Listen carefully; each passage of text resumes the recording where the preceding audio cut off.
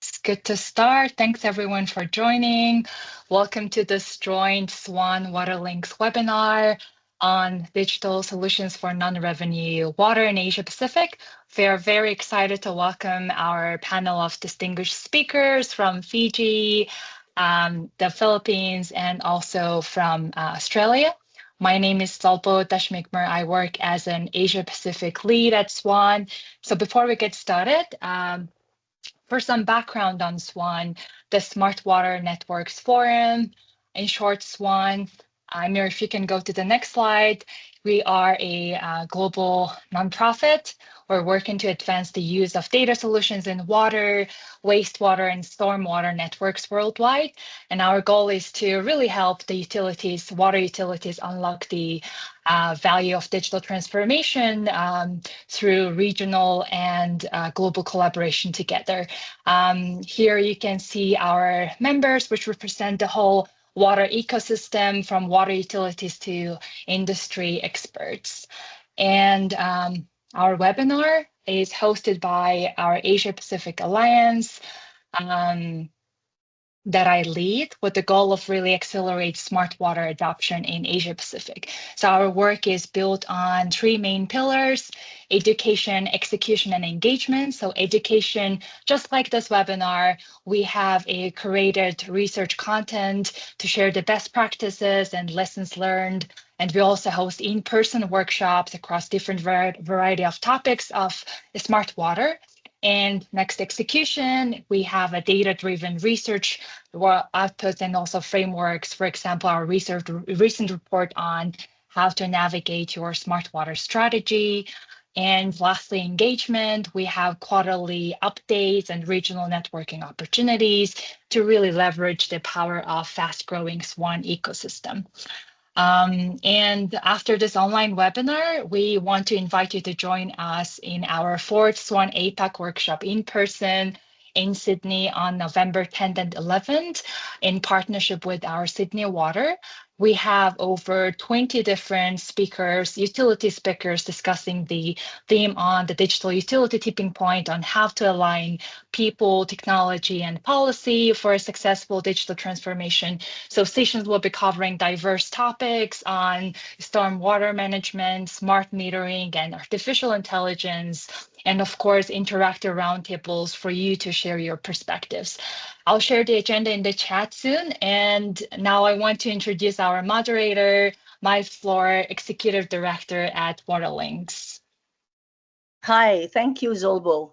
WaterLinks is a nonprofit based in the Philippines, and we work a lot with utilities across Asia Pacific, essentially trying to help them improve operational capacities through our core program, which is called the Water and Sanitation Operators Partnerships.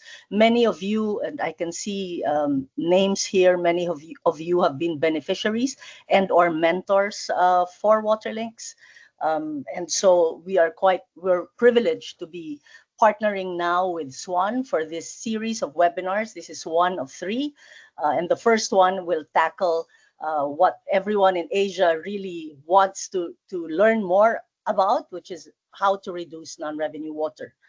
So before we start, we just want to understand who's in the room. So Zolbo, can you do a quick Mentimeter announcement, please? Yep, let me just share a quick link for everyone to join here in the chat. So if everyone can go to this link, we have two very quick questions to ask from everyone. Can everyone join this link?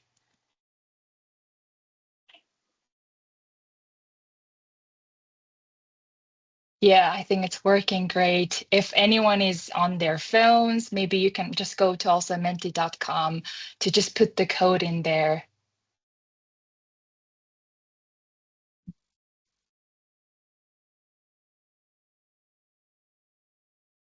It's really great to see a lot of people from our Asia Pacific, Philippines, Australia, Singapore, and also from UK, New Zealand, India.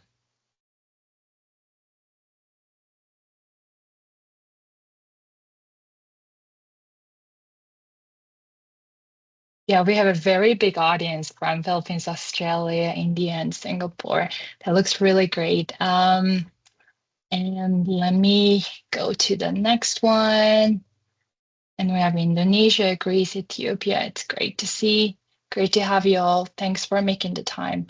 And the next question is, what type of organization do you work for?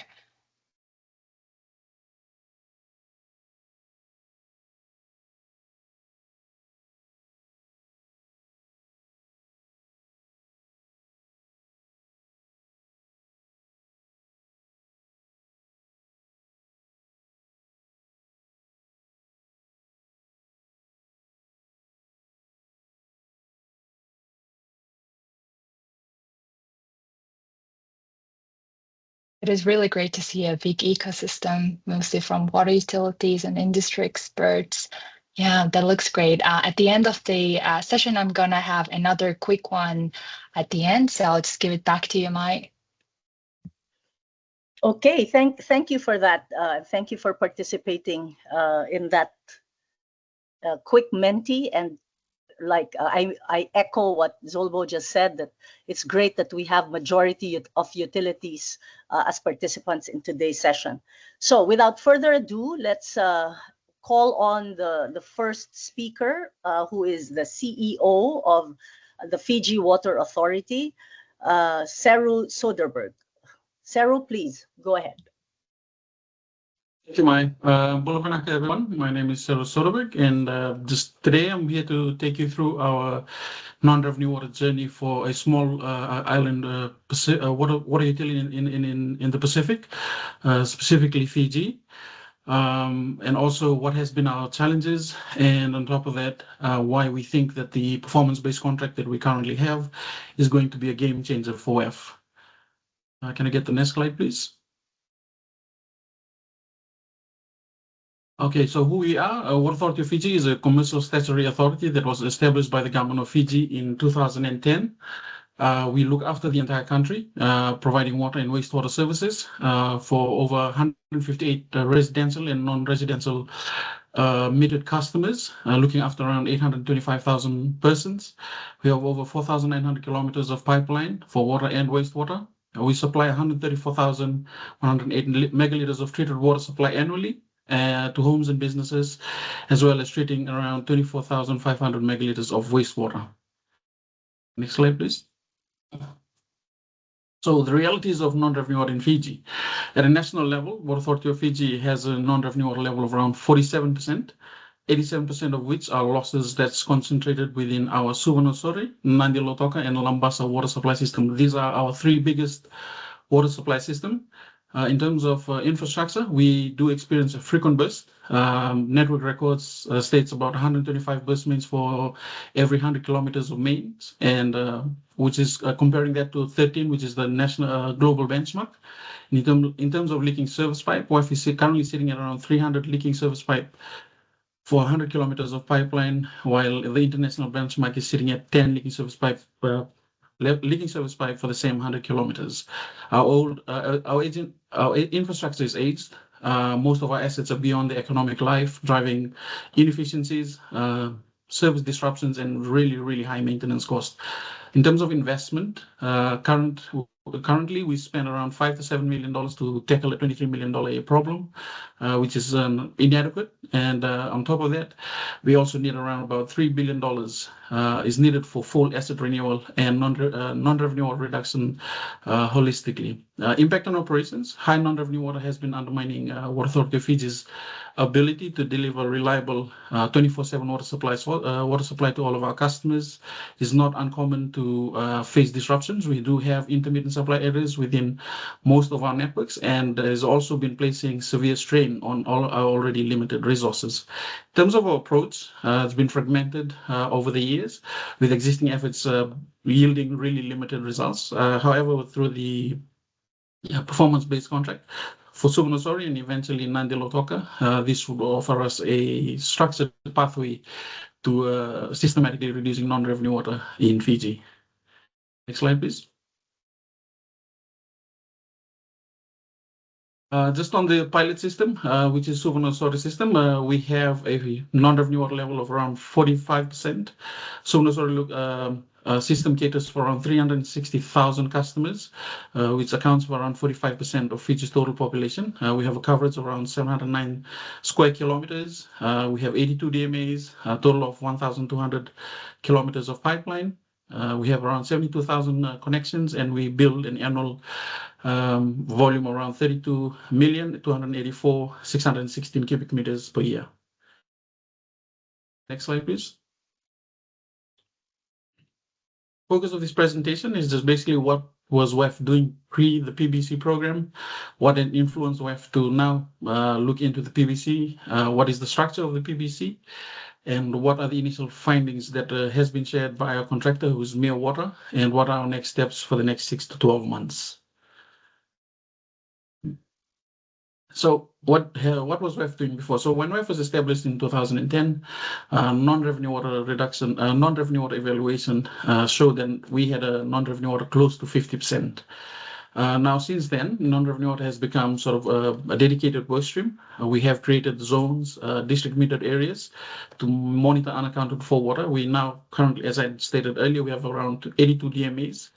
We develop hydraulic models were developed to fine-tune our non-revenue water reductions with PRV installation, basically integration of SCADA and PLC into our WEF systems. We replaced our WEF in-house billing system to Gentrack in around 2015.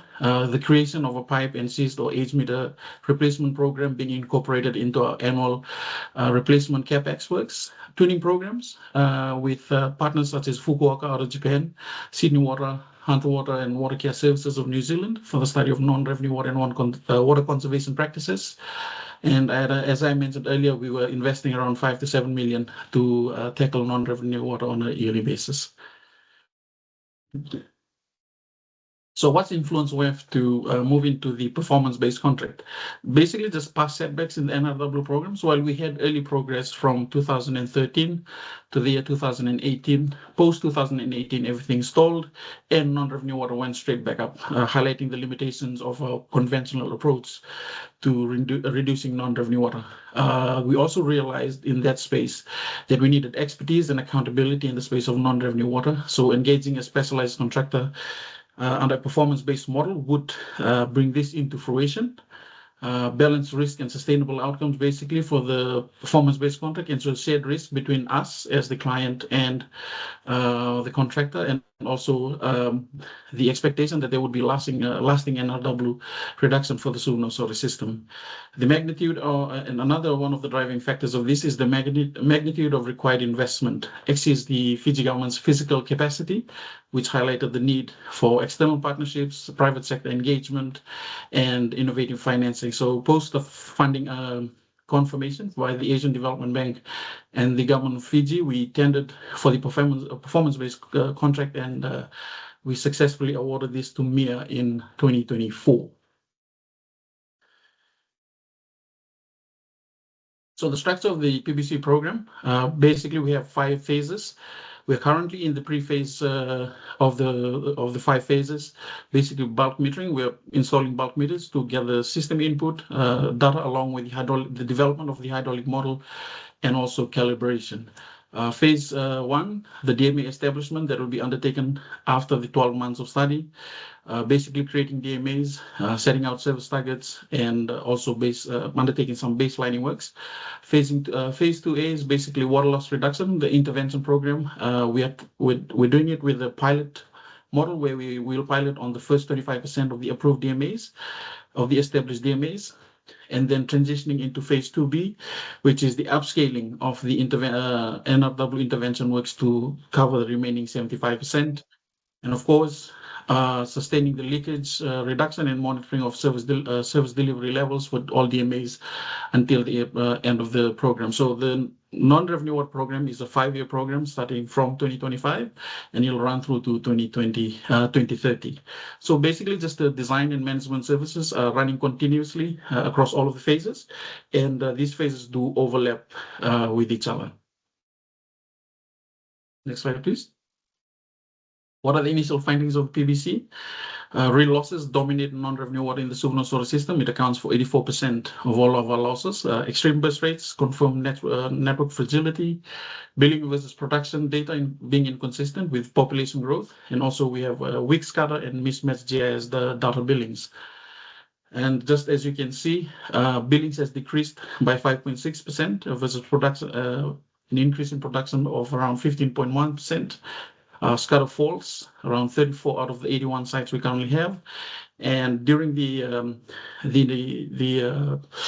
investigative works by MEA, they noted that there's around 12,000 accounts that's missing from our billing files. Next slide, please. So what we have in front of you here is just that it's a comparison of two of the DMAs that we're currently working on with MEA. Wanyimbuku DMA and the Lokia DMA, and as you could see, extremely high losses. For the Wanyimbuku DMA, we're losing around 1,200 cubic meters of day per day losses, with the minimum night flow of around 86% of the daily flows, and Lokia at 1,000 cubic meters per day losses and running at a 90% minimum night flow of daily flow. Basically just confirming what has always been something we kind of sort of known, but really could not have not driven into identifying ourselves over the last years of trying to do NRW works on our own. Next slide, please. So where we are right now, we are currently on the pre-phase of the bulk metering, installing of bulk meters, and also gathering data and developing a hydraulic network model. For the phase one of the DMA establishment, we expect to start that in the month of March of the year 2026, where we are looking to reduce the number of DMAs from 82 DMAs that we currently have down to 40, with the 25% being the first 10 DMAs being rolled out with intervention works thereafter. Next slide, please. These are basically just where we expect to be in the next 6 to 12 months. Basically, we're currently in the procurement and installation of our bulk meters phase, complete our bulk meter installation and validation, getting the approval and establishment of new DMAs, deliver DMA design as well. So expected outcomes is verified system input volumes for bulk meters, reliable baseline data sets for consumption and NRW DMAs, a new DMA layout, post-quantity reduction, and agreed leakage reduction targets. Seru. Go ahead. Of course, from on the last 12 months is basically just finalizing our hydraulic network model, beginning of the pilot phase of the first 10 out of 40 DMAs, and testing our intervention programs through pressure management, leak detection, and meter replacement. Just lastly from me, next slide, please. PPC. So the PPC program has given sort of a structured pathway to tackle non-revenue water. By completing the bulk metering phase, we are now moving into the DMA establishment and pilot intervention. Where we expect to secure our accurate baselines. So, and just lastly, these steps is being made possible with the crucial support of the Asian Development Bank and the government of Fiji, and setting the foundation for long-term NRW reduction and system resilience, directly aligning with the water sector strategy of Fiji that has been developed by WEF and was commissioned in the year 2024. Thank you very much, ladies and gentlemen. Very briefly, that is my presentation for you today. Renaka. Thank you very much, Seru, and for keeping to the time. There's a specific question already for you, which is, how did you gauge future proofing of your chosen product, in this case, your performance-based contract arrangement? And you already discussed how you came to this, but how did you, in brief, for those who are interested in future? So in terms of future proofing, future proofing was assessed not just on the cost of the product, but also on integration potential. Our PBC partner MEA is embedding both hardware for things such as bulk meters, noise loggers, and PRVs, and also software such as baseform, SCADA, GIS, and data integration into our system. The test of future proofing is whether these tools can remain functional and useful beyond the life of the project itself. That's why we've seconded our operations staff into the project, ensuring skills, systems, and product use are embedded into daily operations. Thank you, Seru. Any questions from the floor? You may please type onto the box.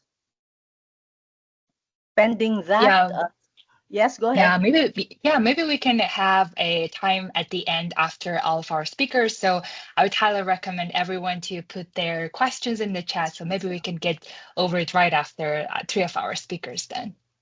Thank you, Zolbo. But one last question for Seru from me. How did Fiji Water decide that it can afford such a solution, considering that you were already underspending on your CapEx earlier? Thank you. So thank you. So just the determination came as part of an assessment. So what we looked at is how we were trying to tackle NRW for the last 10 years and noting that the current way of doing it wasn't working for us. So we looked at what other models existed in the market that we could then take on. And of course, as I mentioned as part of my presentation, it also had to do with our appetite for trying to get into blended financing, where we could source financing from the government. Previously, it's predominantly government pays the 5 to 7 million to undertake that were PBC works. But in this instance, we approached the Asian Development Bank, and they were willing to partner with us to pay for this 5-year program at a cost of close to $60 million. Okay, thank you. Agus, I'm going to go to the next speaker, but do keep your question, and I would suggest you type it in as well to make sure that we will get back to you at the end of all our speakers. So our next speaker from Fiji, we go to New Zealand, to Australia. Our next speaker is also a CEO. David Hughes-Owen is the CEO of Busselton Water, an even smaller utility. And this is quite interesting for us, David, because 80%, 85% of utilities in Asia Pacific are quite small. So lessons from you would certainly be most welcome. Thank you. Thanks, Mia, and thanks, Seru, for a really interesting talk. Next slide, if I can, that'd be great. So just a little bit about Busselton Water. We are a small utility, only 15,000 customers.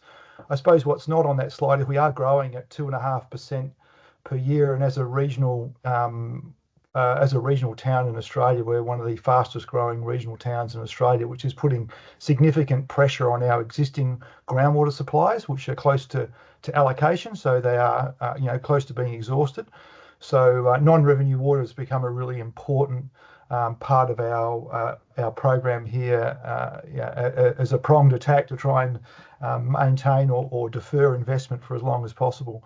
So just a little bit about our water. We 6.8 gigalitres per year. We've got a community of 15,000 people. Our assets are quite small. We've got 3 water treatment plants, soon to become 4 in 2030. They're supported by 9 bores. We got groundwater bores. They are big groundwater bores. That some of them are 700 and 800 metres deep, so significant infrastructure. A number of storage tanks and some infrastructure reticulation and distribution lanes. We have quite a big revenue and profit, which is really interesting to see. But again, what we're going to see in the next 10 years is that change. We have to put significant infrastructure in to maintain our growing demand in the area. So for those who don't know where we're located, we are in the southwest of Western Australia. It's that little dot in the bottom left-hand corner there is where we are in the world map. So if we could go to the next slide, that'd be great. A little bit about our WaterLinks and where they are. It's a little bit a bit different to perhaps what you might examine. We've actually got relatively new pipe. As you can imagine, we're growing really quickly. And so what I've done is just broken down our typical service arrangement where you've got a pipe onto an elbow, onto a service main, into a stopcock and into a meter. So really basic. That's traditionally what most of our connections look like. And you can see here in the location of breaks that most of our breaks, over 80% of our breaks, actually occur between the pipe and the meter. which is interesting in itself. So they are predominantly pinhole breaks. They're very, very small, and we have very sandy soils, and they're very, very hard to find. So we can have a leak occurring for months, years before it might bubble up in the ground, because that water is just going straight in and then straight down into the ground. If you look at our root causes, we have a lot of it's material failure, and again it gets down to the type of materials that have been used on the elbows predominantly, and some of the other small infrastructure that we have leading into our customers. If you look at our network losses, we've been running around 14 to 16% for some time. We have had an increase in the last 5 years, predominantly because we had a period of usage of a particular type of elbow, and we've seen those elbows fail all at once, and so we've seen quite a big increase in our leakage in the last few years. And we wanted to put a program in place to reduce that leakage over the next 10 years by using a 4-pronged attack, and I'm just going to go into the next slide if we can have a look at that. So we're using the IWA 4 pillars approach, looking at how we can target leak reduction right through our network. And there's the four areas we're looking at are pressure management, active leak control, pipelines and assets, and our speed and quality of repair. And I guess the combination of all of those are all targeting how we can reduce our non-revenue water in the next 5 to 10 years. Next slide, thanks. So if we look at each one of those 4 prongs or 4 pillars, what we've done is we've developed short and medium and long-term actions against those particular pillars. If we look at pressure management, like Seru, we're updating our hydraulic model to have a better feel of where our pressures are and where our issues might be around pressure in the system. And Busselton's system is a pressurized system, so it doesn't have any high-level tanks. So what we push into the system essentially is it's popping out as leaks. So it's a really important thing that we look at pressure in our system. We are putting in some DMAs as well, and that's to help us identify, like Seru said, where in the system we have particular issues, looking at night flows, looking at and understanding which parts of the system we're seeing the greatest number of leaks or the greatest difference between what we're pushing into that area and what we're measuring through our customer meters.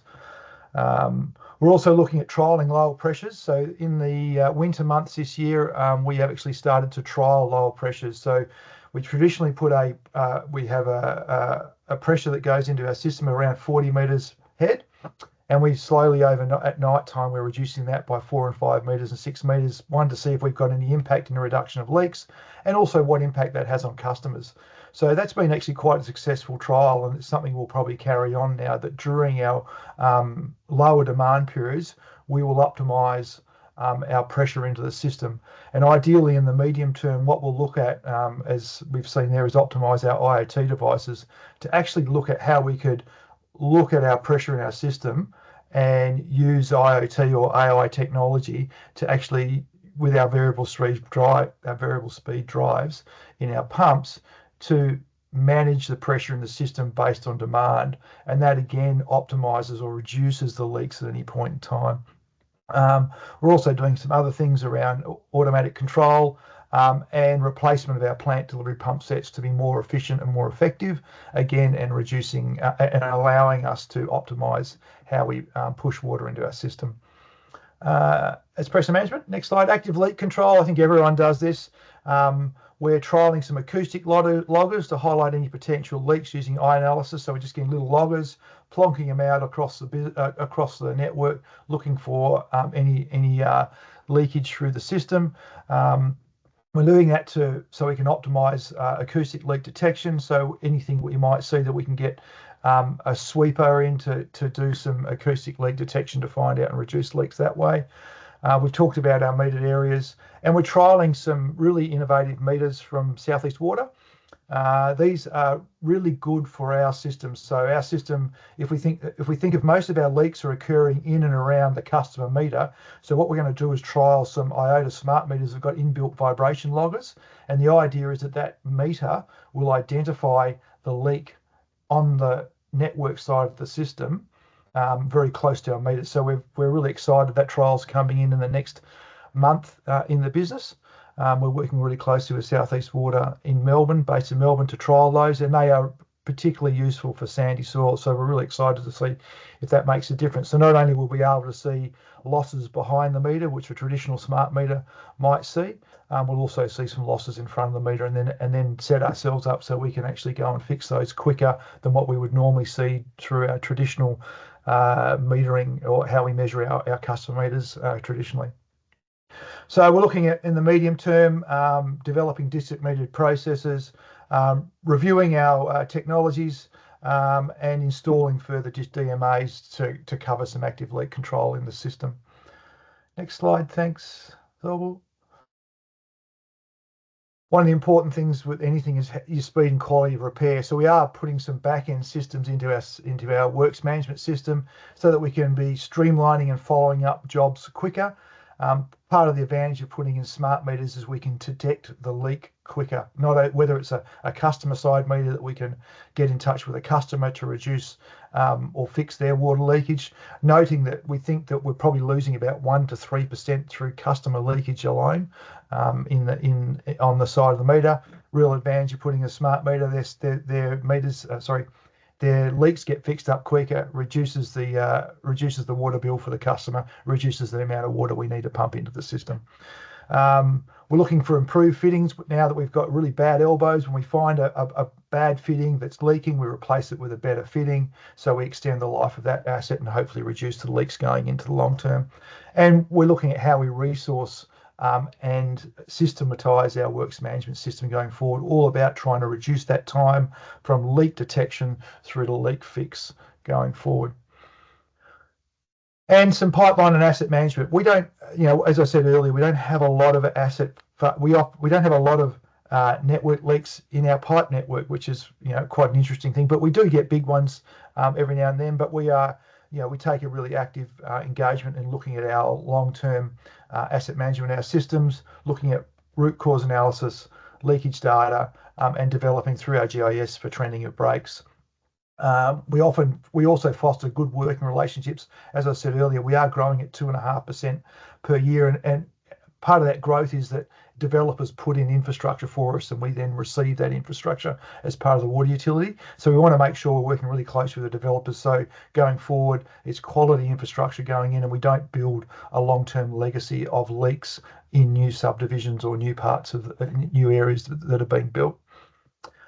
All right, so if you want to move on to the next slide, thanks, So what's our current operating model? Where it's an in-house model. So our in-house model is all our maintenance, operations, and data analytics are reported and managed by our internal resources. So that's used from capturing and managing data manually from field team reports, identifying hotspots where clusters of different types of breaks are occurring, correlating breaks and links with asset leaks with asset data, any problematic materials, elbows that we've talked about earlier. And that helps us make some data-driven decisions about, particularly when we get our acoustic logging teams to come in, or a contractor to come in and do a sweep of certain areas of their network looking for leaks. It's also helping us with our introduction of our pressure metering into the system. We're also looking at our smart metering rollout program and where we are going to target our smart metering as we start to install that across the business over the next 3 to 5 years, and also placement of DMAs. So you can see here just an example of a Power BI that we've put together, looking at where the leaks and breaks are, the leaks and breaks per service. This is one of our worst areas in the business, and how many leaks and breaks. So we've got some areas of town that we've got, of the city, that we've got some very poor leakage rates. And they're the areas we're going to target with our smart meters first up, so we can very quickly see where those leaks are, and hopefully with the acoustic logging we will be able to see that really quickly, and then put in place some mitigating actions to fix those leaks up and see our non-revenue water come down over the next 3 to 5 years. And finally, I was asked to have a bit of a chat about what does it all mean, smart metering, and how much extra data and how do you manage all that data and equipment going forward. We're a really small utility. Just to give you an example, I've got 2 resources that are managing our data and managing and assessing data in the business. And if you look at how a smart meter changes that, you've got in data points per year, we might go out and measure our water meter 3 times a year for our customers for billing purposes. In a digital meter, that's going to provide 19,983 points per year per meter. If we look at data points for our whole fleet, assuming we've got 16,000, all of a sudden we've got 319 million digital meter data points. So not only do we have to put in that front end, we have to look at the connectivity we're using across the city, but then we also have to look at the type of back-end master data metering system that we put in place to help analyze and then pick the trends and determine where we're going to target, whether it's maintenance, whether it's sweeping through a leak detection program, or where we put pressure management systems, etc. So it's a really challenging for a really small utility to actually how you do that. And so we are looking at a number of options to deliver that process. One from full in-source. So do we continue to do what we're doing? One advantage is we're the master of our own destiny. But large increase in maintaining competent internal resources becomes a challenge, particularly if you're in a regional area of Australia or indeed a regional area anywhere in the Asia Pacific. Is you have to have some good analytics, some good people that can really sift through that, set programs up to move forward. We've looked at a couple of things. We've looked at please, David. Thank you. Yep, operational hybrids and infrastructure hybrids. And they're looking at ways where we can look at infrastructure owned and maintained by Busselton Water, but we send the data analytics to another utility or another part of the business to analyse, provide information back to us that then we go out and detail. Or infrastructure hybrids where we have data analytics managed in-house, but variations of smart meter infrastructure are owned and maintained by a third-party contractor. Or alternatively, we've also looked at a full outsource model as well. It's an all-in-one service. A big risk there is we could become a dumb customer, and it could be expensive for us as a small utility. So when we go forward for our metering program next year, when we go out to market, we are going to consider all those options on the table. And that's it from me, Maya. So thank you for listening. I hope you all got something out of that presentation, and I'll hand it back to you. Thank you, David. Quite a lot of questions for you, so let me just pick and choose. Salahuddin wants to know if the FIDO acoustic loggers are really reliable to point POI leakage points, especially for non-rigid pipes. Yeah, it's very early days for that. We are going out. We're trialing them in and around not only on our distribution network, but all in and around our treatment plants, because we actually know the ins and outs. So we're trialing them in areas and saying, do they actually work? So it's very early days, so I don't really have an answer for you. We've only got about 20 that we're floating around the business, but I'll take that question on notice, because we do have our engineering graduate looking at that in quite some detail. Another question for you would be, what criteria do you use in choosing smart meters technology? Really good question. We've actually got 3 trials underway. So it's a combination of many things. One is because we have our IoT network here is a little bit tricky. It's not overly reliable. So we've looked at using a Suez Wise solution, which is quite a solution that's used quite a lot across Australia in areas where there's not a lot of IoT networking. I think what lent us towards the smart metering with the IOTA trial is because it's the nature of our leaks. 80% of our leaks occur in and around the meter, and most of it's going into sandy soil. So we see that as a really opportunistic, if it does work, that we actually can target where those leaks are in the system almost, to the pinpoint, which would be a fantastic outcome. So that's what lent us towards that one. Thank you. I'm sure there are more questions for you, but let me now move on to our third speaker. Thanks, everyone. From the Philippines. Thank you very much, David. From the Philippines, we have Patrick Allen Galura, who is the manager for Water Network Management Division, and he will talk about a very interesting product called Balibago. So, Patrick, over to you. Hi, good afternoon. I am Patrick from Balibago Waterworks. Thank you for joining today's WaterLinks SWAN webinar. We're a private utility with nearly 100 branches across the Philippines, and that number has doubled in the decade. One of our biggest challenges, like many utilities, is non-revenue water. Today, I'll show how Balibot, our AI-powered assistant developed with TeamSolve, helps turn this challenge into opportunities. Balibot acts as the living memory of our operations, learning from job orders, alarms, notes, images, and organizing that knowledge around our assets and sites. In the next 10 minutes, I'll walk you through the challenge of NRW, how Balibot works, and measurable impact it's creating. To understand the value of Balibot, let's first revisit the core challenges, non-revenue water itself. Leak theft, meter inaccuracies, and rising O&M costs directly drain revenues. Every drop is lost revenue, and in workforce shortage and aging infrastructure, and NRW becomes even harder to manage. For Balibago, with nearly 100 decentralized branches, the scale of the challenge is even bigger. But the bigger struggle is it just the leaks themselves? It's the way utilities operate. Next slide, please. Um, why utilities struggle? Information is scattered, scheduling is reactive, and management lacks visibility.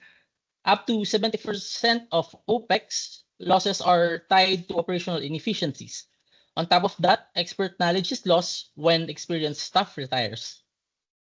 Most systems day to day are either good at tracking data or good storing documents. Very few connect the two and turn them into clear guidance for action. This is exactly the reason we have Balibot from TeamSolve to take on these operational workforce gaps head on. Traditionally, leak repairs are manual, slow, and reactive. Crews waits for instructions, notes are scattered, and every branch does things its own way. With Balibot, jobs are automatically assigned, SOPs, and histories are unified, and crews get guided steps for faster and safer and more consistent repairs. Think of it as Google Maps for asset maintenance. It understands assets and processes. Think of watches live conditions, learns from experience, and suggests the best route forward. Next slide, please. Now, let's look at what this means in the field. Imagine being out in the midnight in the rain with a burst pipe. Instead for waiting for instructions, Balibot shows crews the nearest shot of valves and step-by-step guidance in English or Tagalog right on their phones. Because it's mobile friendly and available on dashboards too, it's always easy to reach, easy to use, familiar to crews, and accessible anytime they need it. All relevant stuff, see updates instantly, no job gets missed, and every survey or repair feedback into the system so it keeps getting smarter. Balibot is an AI agent that remembers everything and supports every clue. It captures the reasoning experts to use solve problems so even as people rotate or retire, the organization keeps learning and improving. With Balibot, human wisdom stays at the core, augmented, not replaced by AI. Next slide. Um, how it works. Balibago with Balibot works with whatever data you have, SCADA, GIS, SOPs, surveys, work orders, even chat logs. From there, it procedures real-time outputs like condition assessment, safety guidance, and repair instructions. It caters to any stages of digital maturity and learns from data you already have. That means we can start using it right away to standardize data capture and reporting across the branches. It's scalable to user-friendly and designed around the way each utility operates. And this isn't just on paper. Balibot is already live in the field. Next slide, please. We officially launched Balibot on August 5, 2025, after 8 months of pilots in 2 branches. The key wasn't just technology. It's about people and the cultural shift and adoption journey towards human AI partnership for the long. The stop shape help shape it from ground up, making sure the requirements were practical for technicians in the field and even co-designing the logo and uniforms. And from this launch, Balibot is now moving into phase rollout across more than 90 branches in the Balibago. Next slide, please. Before Balibot, leak response was slow and reactive. Records were scattered across from forums and chat groups. Repairs often varied from crew to crew, and managers had little visibility or accountability. Customers felt the delays, and NRW kept climbing. After Balibot, everything changes. Jobs are assigned instantly, and crews get guided instructions right on their phones. Every repair is logged with photos, notes, and geotags, so nothing is missed. Balibot even calculates water loss automatically, turning each incident into measurable data. The result? Repairs are completed 30 to 50% faster, downtime is reduced, NRW is cut, while managers finally have full visibility into what's happening on the ground. Next slide, please. So what does all this change really mean in practice? For crews, less paperwork, faster repairs, safer work. They spend less time chasing instructions and more time fixing the problem. For managers, full visibility, hard numbers on leaks, repair times, and water savings that can be tracked branch by branch. They can see where performance is improving and where support is needed. And for the organization, it's not just about efficiency, it's about trust and confidence that every repair strengthens the utility, preserves institutional knowledge, and delivers a better service to customers. These results are just the start. The next step is scaling Balbot across entire utility. Next, we scale Balibot utility-wide. Beyond NRW, it connects work orders, reminders, reports, and approvals into one workflow, linking frontline action with leadership decisions, and the value goes further with Twin Connect. Crews can create work orders by conversation, get field reminders, and have errors flagged automatically, with all actions turned into clean and reliable reports. This makes onboarding easier, preserves institutional knowledge, and ensures more reliable service for our customers. Next slide. Every leak is more than a hole in a pipe. It's wasted water, lost revenue, and broken trust. With Balibot, leaks becomes opportunities to respond faster, keep better records, and strengthen our teams. For us at Balibago, this is just the beginning of a long-term human AI partnership, one where human wisdom stays at the core and AI helps us work smarter, not harder. Thank you. Thank you, Patrick. Quite a number of questions for you. First up, from Perry Rivera. What are the top 3 challenges related to the implementation of Balibot, and how did you manage to address these? To complement that question, I too would add, it's garbage in, garbage out. So how did you address this issue where utilities normally have terrible databases to start with? Thank you. First is the analysis of the data that we ingested into Balibot. Trimming down the unnecessary datas. That's the other one. And making sure that all the datas that are ingested to Balibot are well trimmed or well vetted, and this came from field experts from the past. Okay, thank you. Question for you also, what communication medium are you using in the system? And a final one is, what is the cost? Maybe that one is not for you to respond to. Okay. Yeah. For The the cost, I cannot answer that because it's a decision came from the president for the cost, and it's a discussion between Team Solve and Balibago. And right now, the communication medium, the communication. communication medium is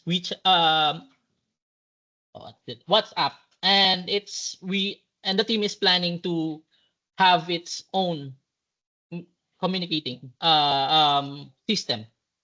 Okay.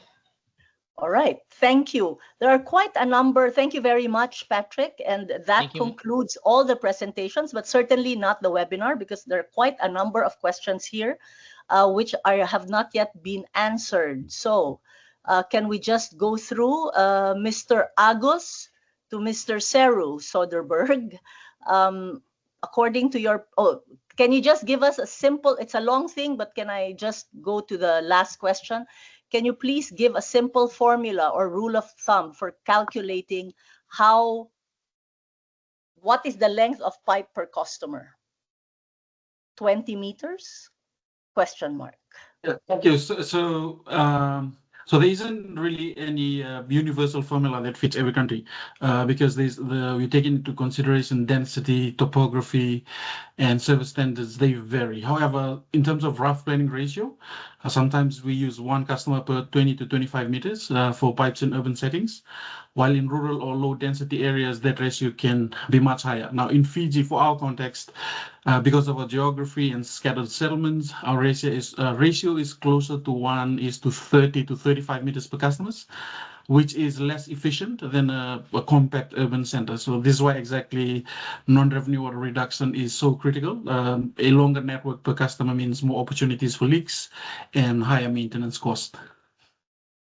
Thank you. David, again from Agus, for your smart metering communication, do you use NB-IoT or LoRa or something else? We're using two. Sorry, Mia. And what are the strengths and weaknesses of each? We're using two at the moment. So we're trialing two. We're trialing what's called WISE, which is well used in Europe. It's a Suez product. Very, very good because it's like a radio product. So it's very, very robust in areas where there's no NBN IoT. And we're also using NBN IoT in a second trial. So one of the reasons we're trialing both of those is to see the value of the communication network in and around our area.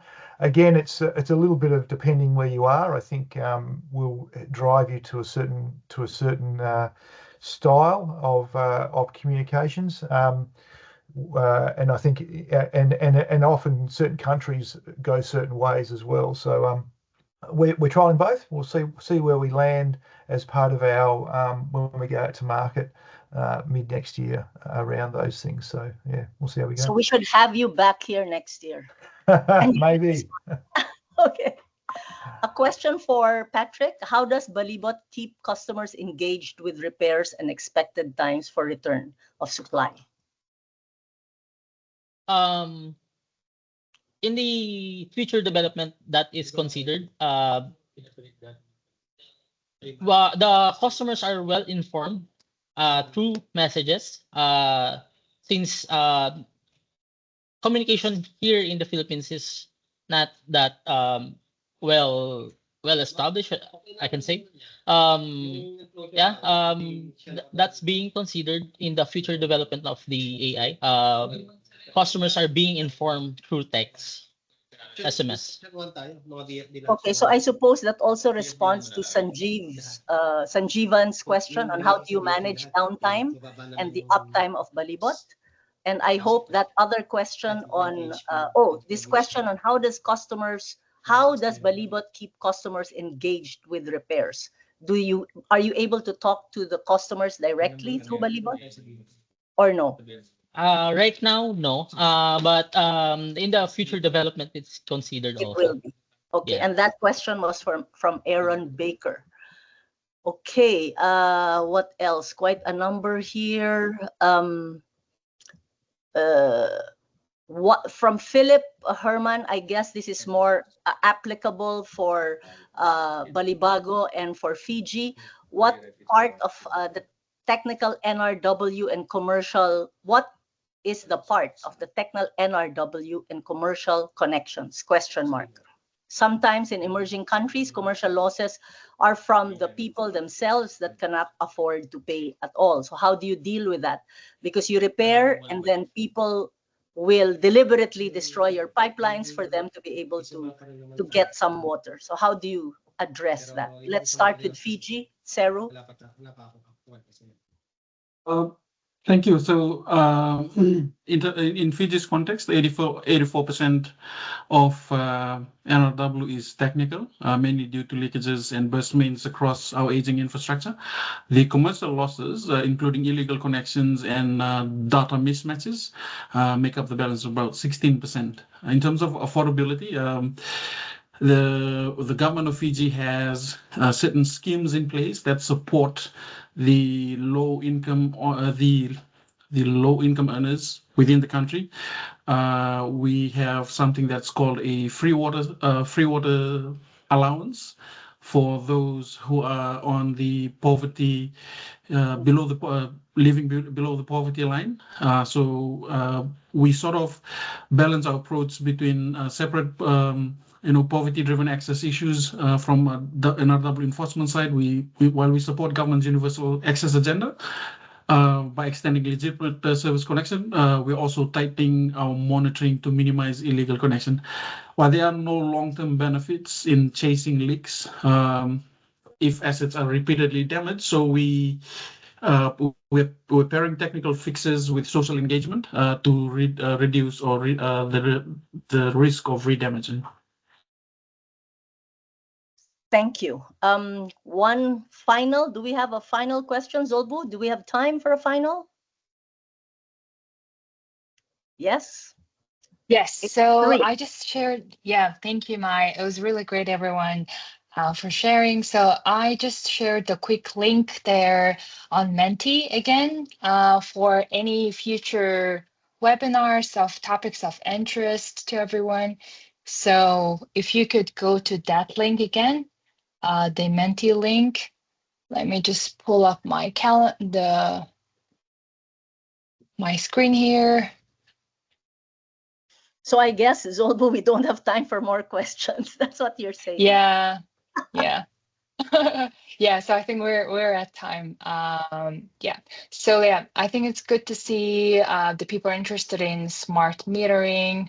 In any rollout case, plans. I would request that all these questions be given to us, and we will then send to the speakers. And maybe if we can respond to them and send it somehow to the participants, that would be great. Yeah, sounds good. I was able to compile the questions. Great. So, ladies and gentlemen, if you can help us with a final quick Menti, just to understand what other topics would you like to hear from us in the future. Like I said, this is a partnership of 3 webinars, so we will have 2 more after this. Yeah, this is really great to see my different topics on continuing health leak detection.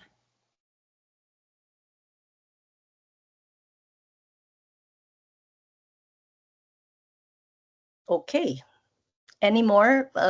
You think any more, or that's it? Okay, great. We have enough information from you all as to the type of topics you wanted, and thank you very much for such a very engaged participation today, particularly from the participants. But of course, thank you to the speakers who have expertly responded to these questions and of course gave excellent presentations. So on that note, we will see you at the next seminar, and maybe before that, Zolbu, just remind them when is the SWAN conference again? Oh yeah, definitely. So first of all, thank you everyone having a really great questions out there, and also our speakers, and also to you, Mai, and your team. Thank you so much. So sharing again our fourth SWAN APAC workshop coming up in November 10th and 11th in Sydney. It's great to see you online, but it will be really great to see you in person there as well. So I just shared on the chat our upcoming workshop here. So it'd be really great to see you, and feel free to send us an email. We would be really happy to answer any questions or any help you might need. I will also put my email address there if anyone would like to connect with me. So yeah, thank you so By much. the way, presentations will be posted on both the WaterLinks and SWAN websites. So do check it out, and WaterLinks will also post the responses to all of these questions that you have I have not been able to ask of our speakers. Thank you. Yeah, Thank you all. sounds great. Yeah, Thanks thank you very much. Thanks, Mai. Thanks, Zolbu and Amir and all our speakers. Thank you. Thank you.